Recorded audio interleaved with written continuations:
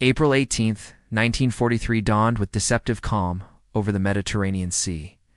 But beneath that tranquil surface, the German Kriegsmarine was about to encounter a nightmare that would fundamentally alter naval warfare doctrine. Captain Heinrich Müller stood on Tahiti bridge of his converted freighter, the Walther Schiller, scanning the horizon with binoculars, completely unaware that within minutes, his vessel would become the first documented victim of what naval historians would later call the most devastating anti-shipping weapon of the European theater. The North American B-25 Mitchell had entered service in 1941 as a respectable medium bomber, designed primarily for tactical bombing missions against land targets. Its conventional configuration featured a glazed nose section housing a bombardier, defensive machine guns positioned at various stations, and a bomb bay capable of carrying 2,000 pounds of ordnance. Military planners viewed it as a workhorse, reliable, versatile, but hardly revolutionary. The aircraft had earned modest recognition during Lieutenant Colonel James Doolittle's daring raid on Tokyo in April 1942, yet even that historic mission failed to hint at the Mitchell's true potential as a ship killer. Everything changed when Major Paul Pappy Gunn, resourceful maintenance officer serving in the Southwest Pacific, began experimenting with radical modifications to the B-25's armament. Gunn, a former naval aviator who understood both aircraft mechanics and maritime combat, recognized a fundamental weakness in medium bomber design: attacking ships at high altitude. Conventional bombs proved maddeningly ineffective. Vessels could maneuver, bombs drifted in wind currents, and even near misses rarely inflicted critical damage. Gunn envisioned something entirely different: a flying gun platform that could engage ships at point-blank range with overwhelming firepower. Working initially in makeshift workshops in Australia and New Guinea, Gunn and his team stripped the glazed bombardier nose from several B-25's, replaced it with a solid metal structure. Into this reinforced nose, they packed 4 50-caliber Browning machine guns, supplementing the 2 guns already mounted in the lower fuselage. Additional guns were added to be listers on the aircraft's sides. The result was a forward-firing battery of 6 to 8 machine guns, all aimed by pointing the entire aircraft at the target, a concept borrowed from fighter tactics but unprecedented in medium bomber operations. The modification transformed the Mitchell from a high-altitude bomber into a low-level strafer, capable of unleashing a devastating stream of 50-caliber rounds directly into a ship's superstructure, bridge, and hull at ranges where missing became almost impossible. Unlike conventional bombing, which required the aircraft to overfly heavily defended targets, the strafer Mitchell could attack from the relative safety of the ship's vulnerable forward arc, where Ost vessels concentrated their lightest defenses, according to military analysis preserved in the United States Strategic Bombing Survey archives. This tactical innovation represented a paradigm shift in anti-shipping operations. Combining the striking power of multiple fighters in a single, more durable airframe, Captain Müller would become intimately familiar with this paradigm shift, though his education would be brief and terrifying. The transformation of the B-25 Mitchell into a maritime terror weapon didn't happen overnight, or did it follow the typical path of military innovation through official channels and formal testing programs. Instead, it emerged from the desperate circumstances of the Pacific War, where American and Australian forces faced overwhelming Japanese naval superiority and needed solutions immediately, not after years of bureaucratic deliberation. The story of how a transport bomber became the German Navy's most feared adversary begins not in Europe, but 10,000 miles away in the sweltering heat of Papua New Guinea. Major Paul Gunn had arrived in the Philippines before the war as a civilian pilot flying for Philippine Airlines. But when Japan invaded in December 1941, he evacuated his family and joined the United States Army Air Forces as a maintenance officer. Posted to Australia's 5th Air Force under General George Kenney, Gunn found himself confronting a vexing tactical problem. Japanese convoys continued supplying their isolated garrisons throughout the Pacific despite repeated American bombing attempts. High-altitude bombing against moving ships produced abysmal results, with hit rates often below 5%, even under ideal conditions. Gunn proposed a radically different approach during a meeting with General Kenney in September 1942.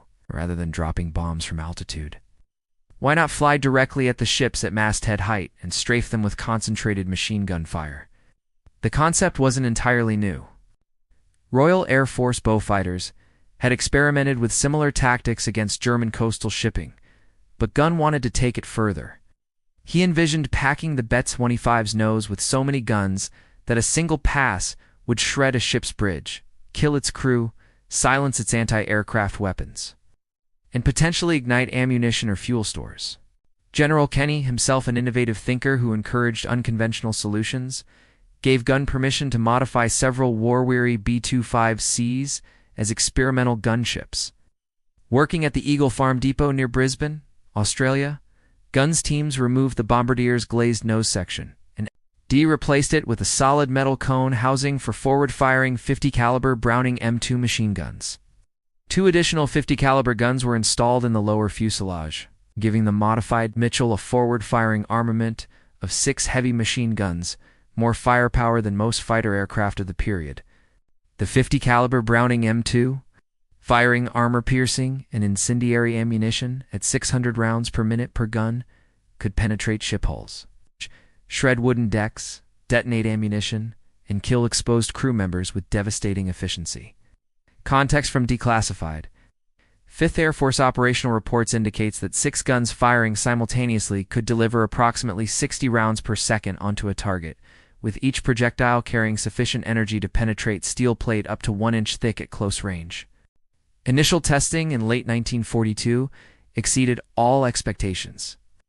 The modified B-25's proved remarkably stable gun platforms. Pilots quickly mastered the technique of aiming the entire aircraft at enemy vessels. Like flexible mounted guns that required dedicated gunners and offered limited accuracy, the fixed forward-firing battery allowed pilots to use their aircraft gun sights, the most precise aiming system available, to direct their fire with fighter-like accuracy. Word of the successful trials spread rapidly through American air units in the Pacific, and demand for the modified Mitchells grew exponentially. By early 1943, North American aviation began factory installing the solid strafer nose on new B-25G models. Equipped with even more devastating armament, 8 50-caliber machine guns, plus a 75mm cannon borrowed from M4 Sherman tanks. The cannon, while spectacular in concept, proved less practical than the machine guns. Suffering from limited ammunition and challenging reload times, March 2nd through 4th. 1943 marked the operational debut of the B-25 Strafer in a large-scale engagement that would send shockwaves through naval commands worldwide and establish the aircraft's reputation as a ship killer without equal. The Battle of the Bismarck SEA, fought between American and Australian air forces against a Japanese convoy attempting to reinforce Lae in New Guinea, demonstrated with brutal clarity what concentrated low-level strafing could accomplish against even well-defended naval vessels. Japanese convoy Operation 81 consisted of 8 transport ships carrying approximately 7,000 troops, escorted by 8 destroyers, a formidable force by Pacific War standards. Japanese commanders considered the convoy adequately protected. Anticipating the usual ineffective high-altitude bombing attacks that had plagued previous American interdiction attempts, intelligence had not warned them about the modified B-25's waiting at Port Moresby, nor did they understand the tactical revolution about to be unleashed upon their vessels. Lieutenant General George Kenny, commanding the 5th Air Force, had assembled a strike package specifically designed to exploit the new strafer tactics.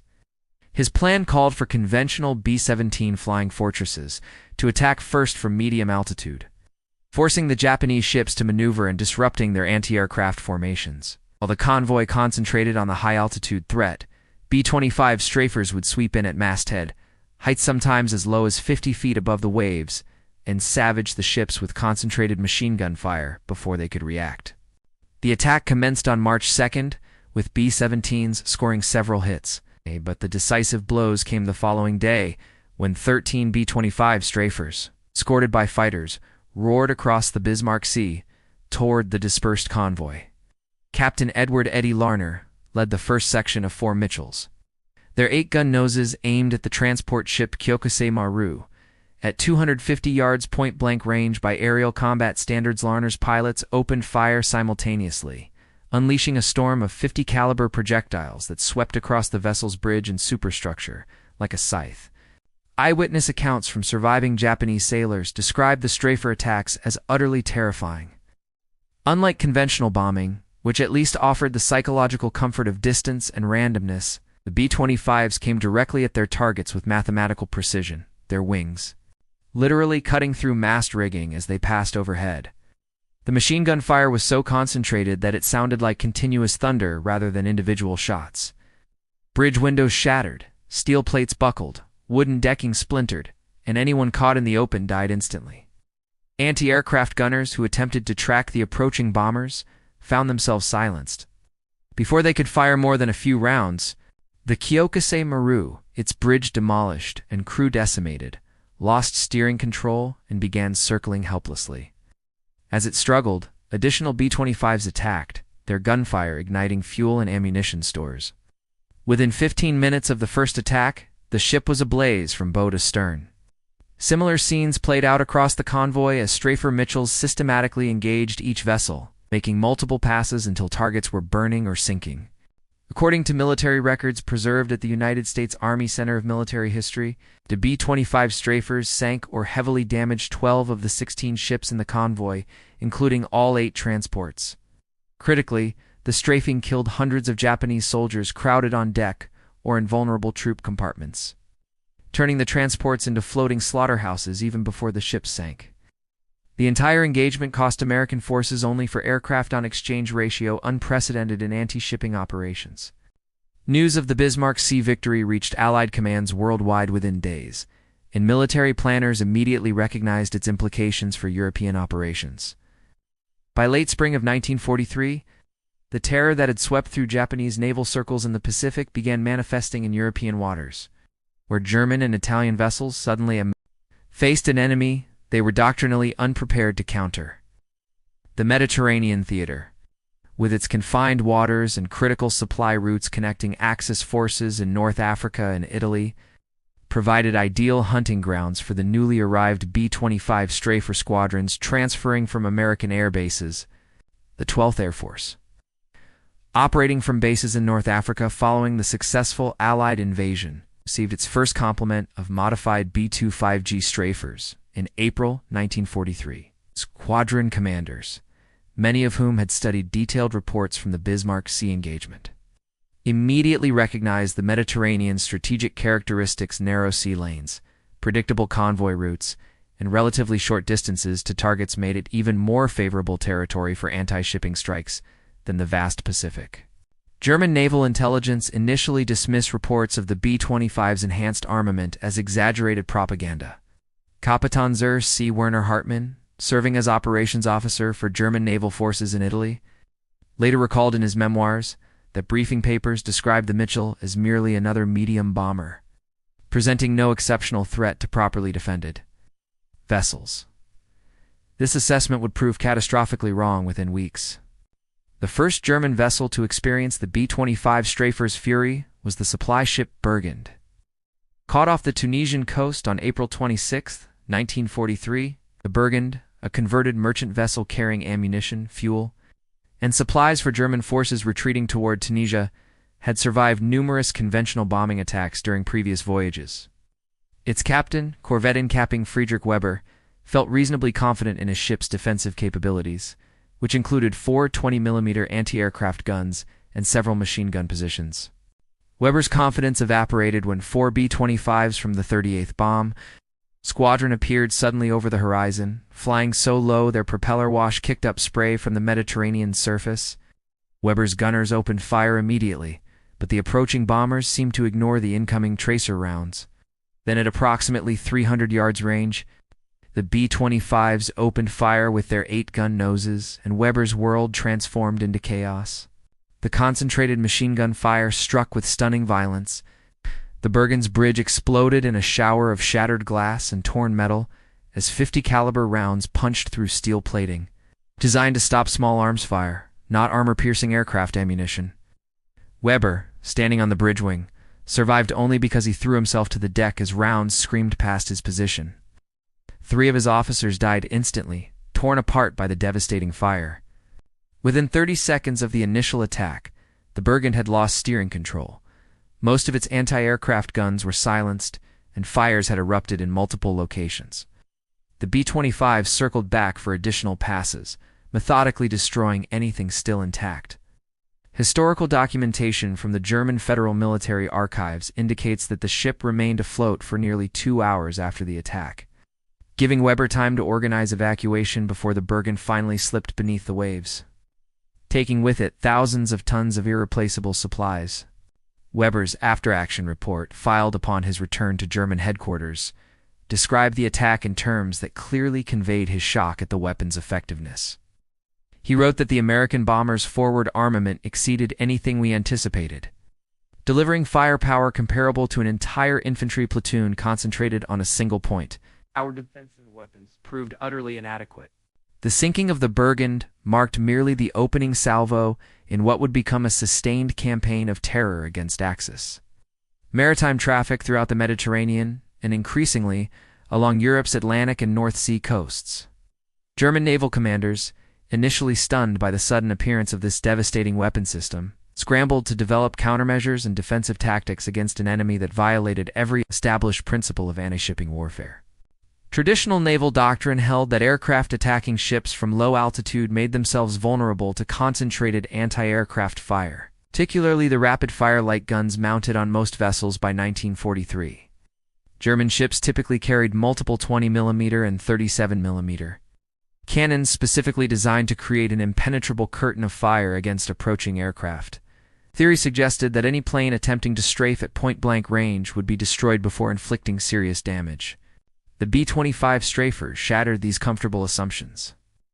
Oberst Werner Baumbach, a decorated Luftwaffe officer who commanded anti-shipping units, analyzed the strafers' tactical advantages in a confidential report circulated among German commands in June 1943. According to records preserved in captured German documents, Baumbach identified several factors that made the strafer uniquely deadly.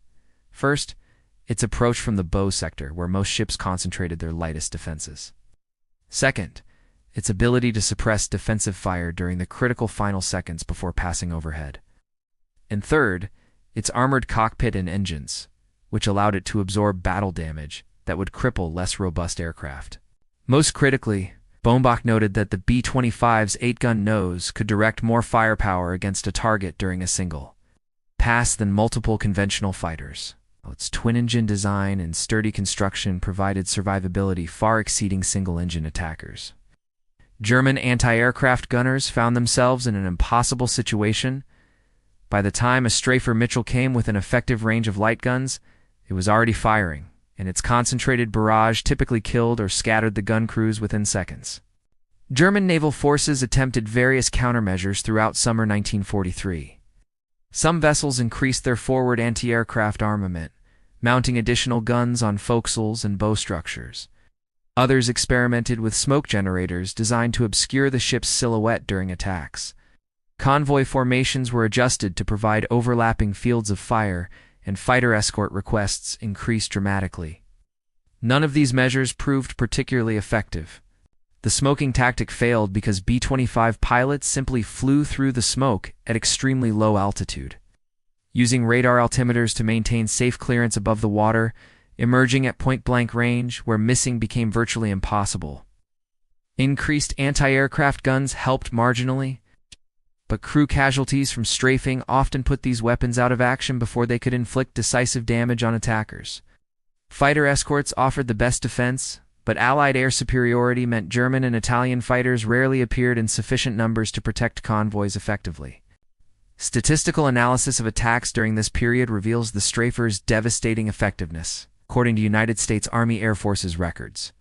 B-25 strafer missions achieved hit rates exceeding 80% against shipping targets, an astronomical figure compared to conventional bombing's 5 to 15% success rate. Moreover, ships hit by strafer attacks rarely survived.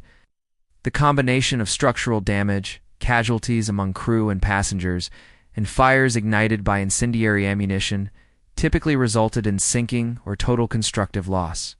The psychological impact proved equally significant. German sailors began refusing assignments aboard coastal supply vessels, correctly perceiving such duty as near suicidal.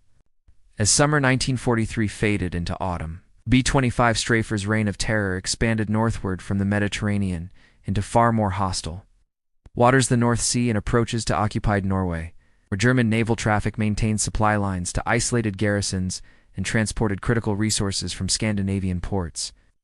These northern waters presented new challenges for strafer crews: rougher seas, worse weather, and significantly more determined German resistance. Yet the fundamental tactical advantages of the 8-gun nose remained undiminished. The Royal Air Force, which had pioneered anti-shipping strikes with Bristol bowfighters, initially viewed the American strafer Mitchell with professional skepticism. British crews had developed their own effective tactics, attacking in coordinated waves with rockets, cannons, and bombs. They questioned whether the B-25's approach offered significant advantages over existing methods. This skepticism evaporated after several joint training exercises demonstrated the strafer's overwhelming firepower. By October 1943, RAF Coastal Command began receiving Lend-Lease speed of 5 Cs and Gs, quickly forming specialized squadrons trained specifically for anti-shipping strikes. These British crews brought tactical sophistication developed over years of combat against German coastal convoys. Combining it with the raw destructive power of the 8-gun nose configuration, the result was devastation on an unprecedented scale. Wing Commander James "Jimmy" Fenton, commanding No. 320 Squadron RAF operating from Scotland, led one of the most successful anti-shipping missions of the entire war on November 14, 1943. Intelligence had identified a German convoy departing Bergen, Norway, consisting of 3 freighters carrying ball bearings and precision machinery from Swedish sources, materials absolutely critical to German war production. The convoy, designated Geleitsog 437 in German records, included escort vessels equipped with the latest radar and anti-aircraft systems, and Luftwaffe fighters were scheduled to provide air cover throughout the journey. Fenton's plan called for 12 Mitchells to attack in 2 waves, approaching from different vectors to split the German defenses. The first wave would suppress anti-aircraft fire and engage the escorts, while the second wave would concentrate on the cargo vessels. Timing was critical. The entire attack needed to conclude within 10 minutes. Before German fighters could arrive from nearby airfields, the Mitchells found the convoy precisely where intelligence predicted. Steaming south along the Norwegian coast at 14 knots, Fenton's first wave swept in at wave-top height, their 8-gun noses erupting with fire at 400 yards range. The lead escort, a converted trawler mounting multiple 20mm guns, simply disappeared in a storm of 50-caliber impacts. Its bridge shattered, its guns silenced, and its hull holed in dozens of places. The vessel began sinking almost immediately. German crews aboard the cargo ships, witnessing their escort's destruction, opened fire frantically with every weapon available. Tracer rounds arced across the water, creating crisscrossing streams of light that would have been beautiful if they weren't deadly. 2 Mitchells sustained hits, but their rugged construction absorbed the damage. They pressed their attacks, walking streams of machine gun fire along the length of their targets, methodically destroying anything that moved on deck. The freighter Nordmere, carrying 600 tons of ball bearings in its holds, took the brunt of the second wave's attack. According to German survivor testimony preserved in British interrogation records, the concentrated strafing killed the entire bridge crew within seconds, penetrated the ship's thin deck armor, and ignited cargo secured in forward holds. Within minutes, fires reached the Nordmere's fuel bunkers, triggering explosions that broke the ship's back. All 3 cargo vessels were sinking or burning by the time Fenton's squadron withdrew, just 8 minutes after the initial attack. German fighters arrived 6 minutes later, finding only wreckage and survivors clinging to debris in the frigid North Sea. The entire operation cost. Coastal Command 1 B-25 shot down by concentrated anti-aircraft fire during its final pass, a remarkably light casualty rate given the ferocity of German resistance.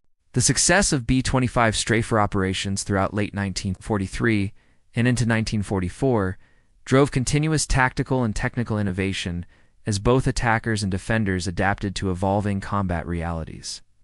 The strafer's reputation had grown to mythical proportions among German naval personnel, who began calling the 8-gun Mitchells Achfachtad, eightfold death, a name that perfectly captured their terror of the weapon's devastating firepower.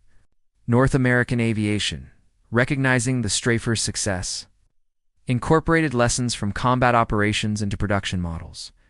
The B-25H variant, entering service in early 1944, featured an even more impressive armament package: 6 fixed forward-firing 50 caliber guns in the solid nose, 4 more in blisters on the fuselage sides, and 2 in the tail turret, plus a 75mm cannon, giving total forward-firing armament of 10 heavy machine guns plus the cannon. Some field-modified versions mounted as many as 14 forward-firing 50 caliber guns, creating what pilots dubbed the ultimate strafer. Technical developments paralleled tactical refinements. Ordnance specialists developed specialized ammunition loads optimized for anti-shipping work. Standard loads mixed armor-piercing, incendiary, and high-explosive rounds in varying ratios depending on expected targets. Against heavily built warships or armored merchant vessels, crews loaded higher percentages of armor-piercing rounds. Against tankers or ammunition ships, incendiary rounds predominated to ensure fires. Some experimental loads included tracer rounds interspersed with standard ammunition to help pilots gauge their accuracy, though experienced strafer crews often omitted tracers to avoid revealing their approach vector to defending gunners. Skip bombing tactics emerged as a devastating complement to strafing. Developed initially in the Pacific, but quickly adopted in European waters. Skip bombing involved releasing bombs at extremely low altitude and high speed, causing them to skip across the water's surface like flat stones before slamming into the target vessels.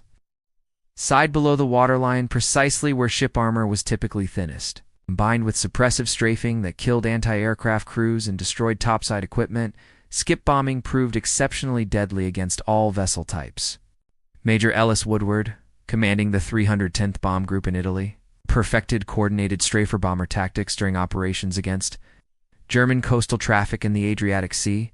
Woodward's squadrons would approach targets with half the formation configured as pure strafers, and the other half carrying bombs. Strafers would attack first, suppressing defenses, followed immediately by the bombers executing skip bombing runs while defenders were still reeling from the initial strafing.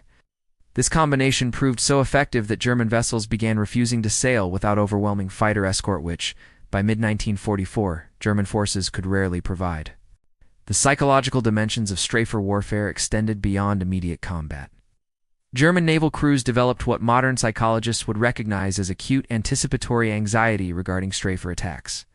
Medical records from German naval hospitals document cases of sailors suffering nightmares, panic attacks, and psychosomatic illnesses related to their experiences or fears regarding the 8-gun Mitchells. Some crew members requested transfers to U-boats vessels facing their own desperate struggles against Allied anti-submarine forces, rather than continue serving aboard surface vessels vulnerable to strafer attack.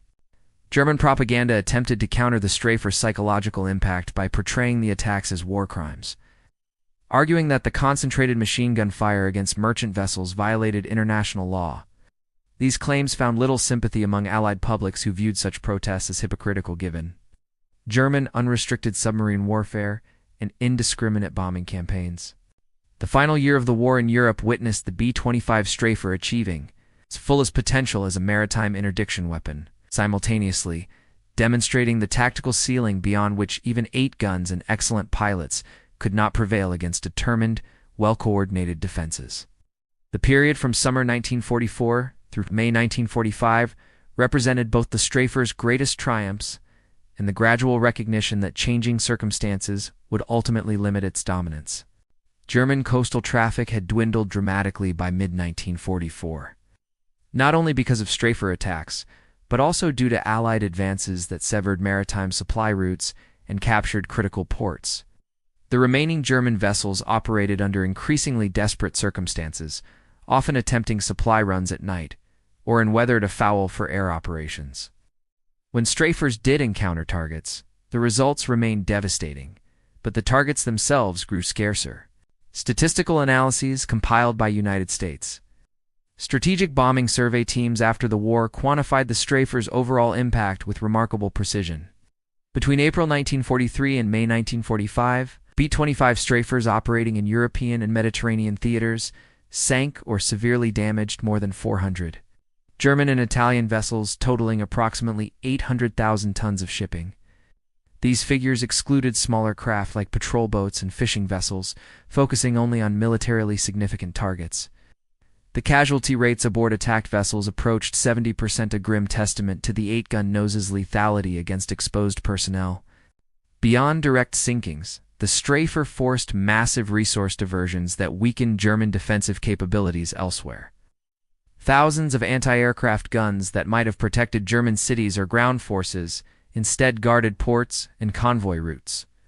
Fighter squadrons desperately needed on the eastern or western fronts remained tied to coastal defense duties. Coastal shipping, traditionally an efficient transport method, became so hazardous that Germany increasingly relied on overland rail transport, which was slower, more vulnerable to sabotage, and consumed precious fuel resources. The fear factor proved impossible to quantify, but undoubtedly significant. Captured German naval personnel consistently identified the B-25 Strafer as the weapon they feared most, ranking it above fighters, torpedo bombers, and conventional medium bombers. Psychological dominance affected German naval operations in subtle but important ways, causing commanders to avoid certain routes, delay sailings until conditions favored defense over attack, or simply refuse missions perceived as suicidal. The war ended before several planned developments reached operational status. Engineers experimented with even heavier forward-firing armament, including multiple cannon installations and rocket launchers. Tactical planners developed doctrines for using strafers against surfaced submarines, a mission that showed promise in limited trials but never achieved widespread implementation. The jet age, already dawning, would ultimately render the Strafer concept obsolete. Jet aircraft offered superior speed and survivability using different tactical approaches. Lieutenant Colonel Donald Don Puckett flew 72 Strafer missions over European waters and survived the war despite his aircraft being hit more than 30 times. Reflected on his experiences in a 1978 interview, "People ask if I was ever scared up there, with the flak coming up and tracers everywhere, and I tell them yes, every single time. But I also knew we had the best weapon for the job. Those 850s gave us reach, punch, and most importantly, the ability to take out the people trying to kill us before they got organized. The Germans feared it because it worked." The B-25 Strafer's tactical innovations outlived the specific aircraft in conflict that produced them. Modern attack helicopters, gunships, and close air support aircraft all employ variations of the fundamental principle the Strafer pioneered. Overwhelming defensive fire with concentrated, accurately delivered firepower before defenders can respond effectively. The 8-gun nose proved that in maritime warfare, as on land, accurate, sustained fire often proved more valuable than spectacular but less precise weapons. Today, restored B-25 Mitchells appear at air shows, their solid metal noses still bristling with the distinctive pattern of 8 machine gun barrels. Most spectators appreciate the aircraft's aesthetic appeal without fully understanding the terror those guns once inspired among German sailors who scanned hostile skies, desperately hoping the distinctive twin-engine silhouette would not materialize from the clouds. 8 points of death aimed directly at their vessels. That fear, more than tonnage, sunk, or missions flown, represents the Strafer's truest measure of effectiveness, a weapon so devastating that merely sighting it could break the will to resist.